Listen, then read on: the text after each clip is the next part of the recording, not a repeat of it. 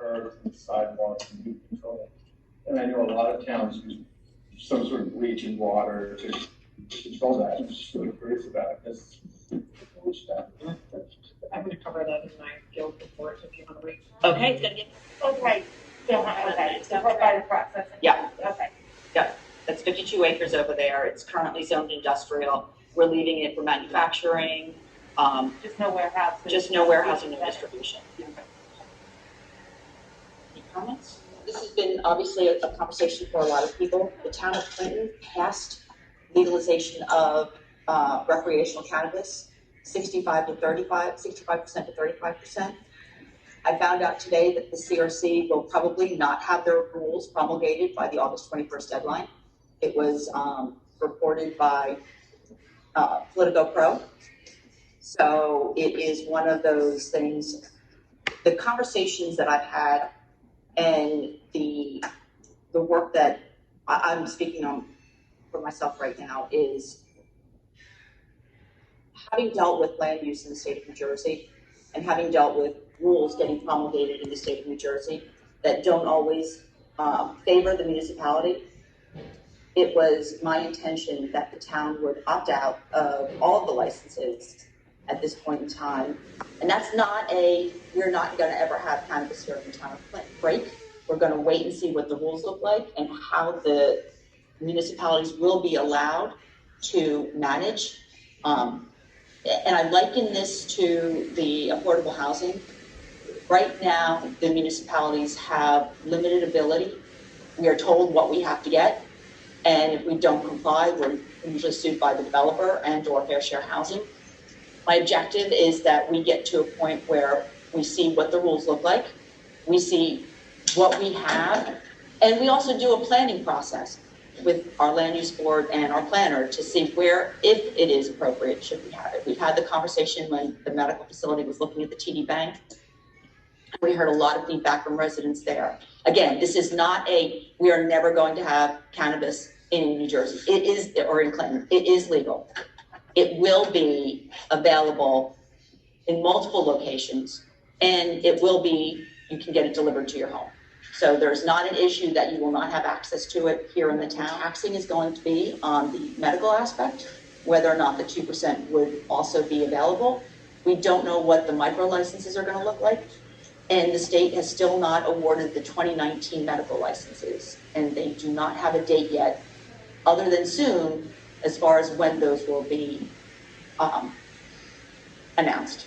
Hence the reason I had pushed for a opt-out at this point in time. So. Hillside Drive, Clinton.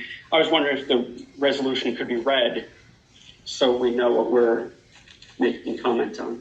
It is to opt out of all of the 6 licenses for cannabis. So it is grow, manufacture, let's see, class 1, the cultivator license, class 2 is the manufacturer, class 3 is the wholesaler, 4 is the distributor, 5 is the retailer, and 6 is the delivery. You are grandfathered in with whatever rules the state decides to write 4 or 5 years.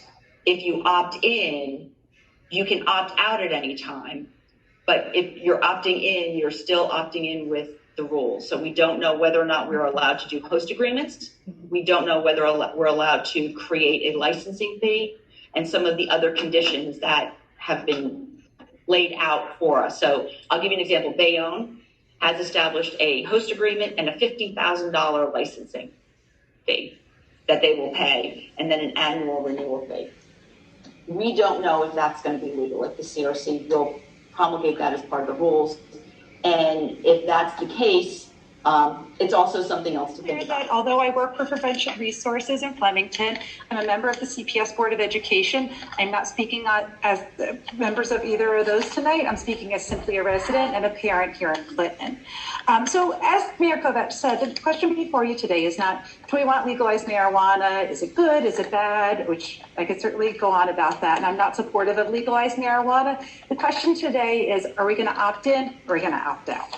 I would strongly encourage the council to opt out. We lose nothing by opting out. It doesn't cost us anything. We can opt in at any point. If at some point we look around in the state, we say, wow, this is really going well. Towns are making a lot of money. We could really benefit from this.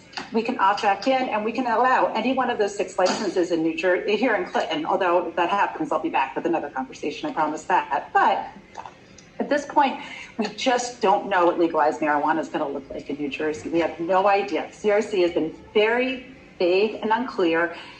What they're saying right now is just like, yep, we're going to have it. And that's kind of pretty much what we know right now. So to opt in and to jump on this bandwagon, I think could be really detrimental to our town. And I've lived at 15 Hager Farm here in Clinton for about 3 years.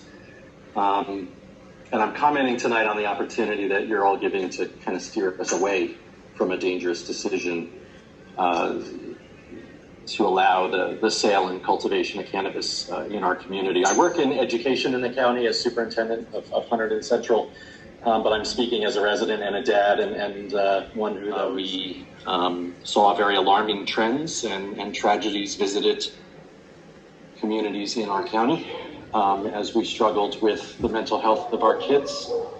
And in that, in schools, we noted a declining perception of risk among kids with regards to substance abuse. We saw that kids were telling us that they saw less and less risk in substance abuse year after year. This isn't something we guessed at. This is something we measure with our students. In the grips of a deadly opioid crisis, children saw less and less risk in substance abuse. I want us to think about that and why that might be, and I want us to think about how the actions that we take and the messages that we send right now, not just us in schools, but all of us, how those messages can exacerbate or mitigate that concern. As our children climb out of one of the most significant mental health challenges in recent memory as we move out of the pandemic, and I want to be hopeful that we're moving out of the pandemic, unsure of what our kids need right now, and in some ways unsure even of what they've been up to for the past year and a half. It feels to me like the absolute worst time to say yes, now, here, on Main Street in Clinton. It seems, on the other hand, the right time to say no, not here, not yet, and I would dare say perhaps not ever. But that's a question for a future date. So thank you. Same page. I just wanted to, my profession is I'm a police officer. I'm a sergeant of police at an agency in Union County. The one big thing I want to point out that we may not be thinking of with police resources is while marijuana is legal and people don't get arrested for small amounts or recreational amounts or under 6 ounces of marijuana, we still have our enforcement of driving while impaired. I've done a lot of enforcement of that myself. Driving while intoxicated is one of the biggest problems in the country. I think most people can agree to that.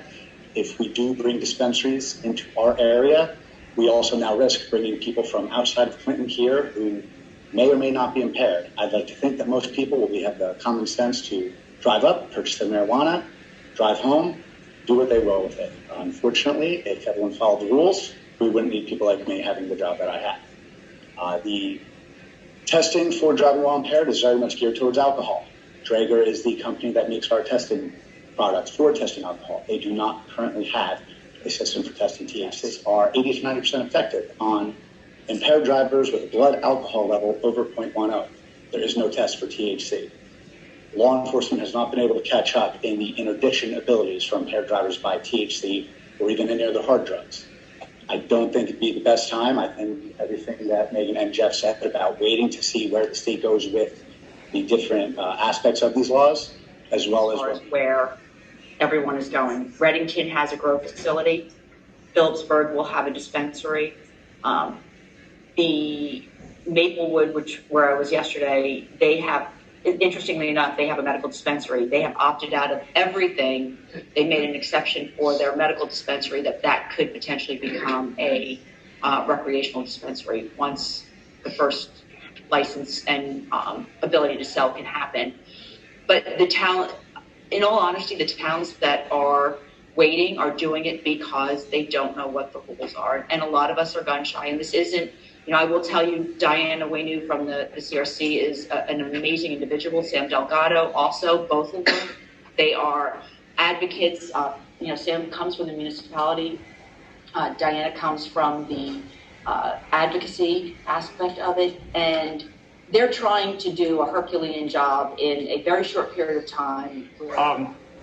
I have a question for you because I've been hearing something I believe is contradictory. I read in the Star Ledger about 3 or 4 days ago that if a town elects to opt out now, which I think you have good reason for, that they cannot opt back in for at least 2 years. No. So If we opt in and we have, let's say, dispensary, and we decide that we no longer want any more dispensaries after 5 years, that's fine. We don't have to add any more dispensaries, but that dispensary is here to stay. So any businesses that are already here, if we opt in on any of the 6, will not go away. As long as they want to stay open, they're here to stay. I've heard rumors that there is a town in Hunterdon County that will allow on-site consumption too. Rules on the road. The amount of panic that it could cause. I think driving is a good thing, and it's changed our economy and our lives. So I don't have a problem with cars, but I would have a problem if we had no rules. So I just think that we should allow a lot of other people to make the mistake.